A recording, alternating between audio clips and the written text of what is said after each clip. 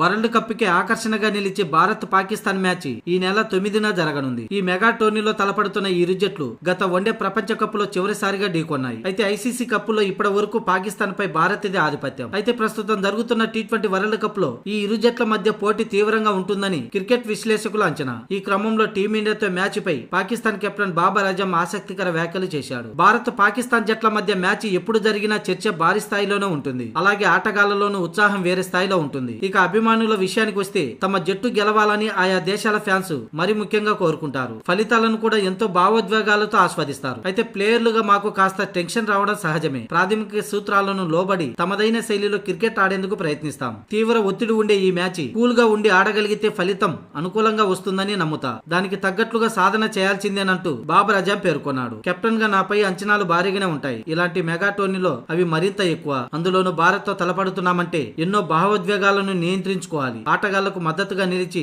అత్యుత్తమ ప్రదర్శన రాబట్టేలా చేయాలి. ఇతర జట్లపై కంటే కూడా టీమిండియాతో ఆడుతున్నప్పుడు సిచ్యువేషన్ మొత్తం వేరే లెవెల్లో ఉంటుందని, అయితే ఆత్మవిశ్వాసం కలిగేలా ప్రయత్నిస్తే చాలు అంటూ బాబర్ అజం పేర్కొన్నాడు. భారత్ పాకిస్తాన్ జట్లను చూస్తే ప్రస్తుతానికైతే సమతూకంగానే ఉన్నాయి. అయితే ఐసీసీ టోర్నీలలో భారత్ మాపై పైచేయిగా ఉన్నప్పటికీ ఈ వరల్డ్ కప్ లో అన్ని విధాలుగా పైచేయి సాధిస్తామని బాబర్ చెప్పుకొచ్చాడు. అయితే మేము భారత్ పై గెలిచేందుకు మా బౌలింగ్ ముఖ్య పాత్ర పోషిస్తుందని బాబర్ అన్నాడు.